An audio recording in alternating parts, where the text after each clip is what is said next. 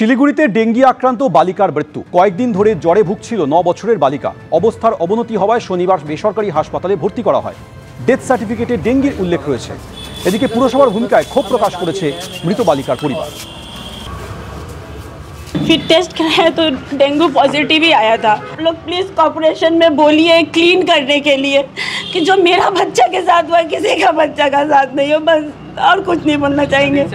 थोड़ा साफ सफाई का कॉर्पोरेशन थोड़ा ध्यान रखे, नेक्स्ट बच्चा के साथ ना हो। जैसे শিলিগুড়িতে ডেঙ্গি আক্রান্ত বালিকার মৃত্যু, ডেথ সার্টিফিকেটে ডেঙ্গির উল্লেখ রয়েছে। কি বলছেন মোহাম্মদ সেলিম, শুনুন। মশকবাহিত রোগকে আটকানোর জন্য ব্যবস্থা নিতে হবে পুরসভাকে। তার সঙ্গে সঙ্গে আমরা আমাদের যেমন রেড ভলেন্টিয়ার, আমাদের যারা ছাত্র যুব সংগঠন আছে তারাও নামবে, মানুষকে সচেতন করবে এবং যতটা আমরা করতে পারি তো সে কাজগুলো আমাদের করতে হবে। পুরসভাকে ব্যবস্থা নিতে হবে দাবি জানাচ্ছেন মোহাম্মদ সেলিম। কি বলছেন শিলিগুড়ির মেয়র গৌতম দেব, শোনাবো। কিশোরীর মৃত্যু ঘটনা আমি জেনে বিস্তারিত খবর নিয়েছি। একটা প্রাইভেট নার্সিংহোমে কিশোরীটি ভর্তি ছিল। ডেঙ্গু নয় সেটাই বলেছে, কিন্তু আমরা একটা এক্সপার্ট কমিটি তৈরি করা হয়েছে এটাকে খতিয়ে দেখার জন্য, এবং কালকে পুর নিগমে একটা জরুরি মিটিং ডেকেছি।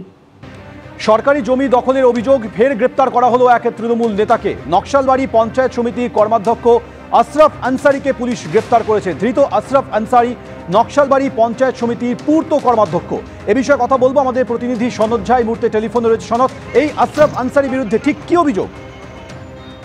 দেখো সৌমেন, যেটা যে এই আশরাফ আনসারি পূর্ত কর্মাধ্যক্ষ তৃণমূলের নেতা নকশালবাড়ি, এবং এর বিরুদ্ধে যেটা অভিযোগ যেটা হচ্ছে শেবদুল্লাহ জোট, যে একটা হাতিঘিসা এলাকা, যে সরকারি জমি সেই জমি দখল করে বিক্রি করে দেওয়া, যে সিন্ডিকেট ওখানে কাজ করছিল সেই সিন্ডিকেটের অন্যতম নেতা, এবং ওখানে বিএলআরও একটা অভিযোগ করে 19শে জুলাই যে এই সরকারি জমি বিক্রি করে দেওয়া হচ্ছে তার এই আনসারের নেতৃত্বে, এবং সেই দিনই 2 জনকে গ্রেপ্তার করা হয়। এবং আজকে সন্ধ্যায় এই আনসারের বাড়ির থেকে আনসারের গ্রেপ্তার করা হয়েছে, এবং তারপর আগামীকালকে শিলিগুড়ি আদালতে তোলা হবে। এবং এই জমি এই আতিকিসা শেবদুল্লাহ জোটের জমি দখল করে বিক্রি করে দেওয়া গত 2-3 বছর ধরে বলা যায় কার্য সমস্ত কৃষি জমি বিক্রি হয়ে গেছে। এই অভিযোগটা এলাকার মানুষ দীর্ঘদিন ধরে করে আসছিলেন।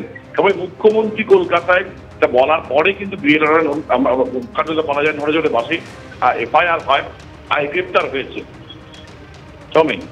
সনদ, তুমি আমাদের সঙ্গে থাকো। আপনাদের আরো একবার জানাই, সরকারি জমি দখলের অভিযোগে গ্রেপ্তার করা হলো এক তৃণমূল নেতাকে।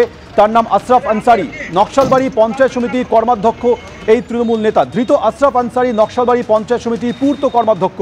ভূমি ও ভূমি রাজস্ব দপ্তরের আধিকারিকের অভিযোগের ভিত্তিতে গ্রেপ্তার করা হয়, যদিও আশরাফ আনসারি তার বিরুদ্ধে ওঠা অভিযোগ অস্বীকার করেছেন।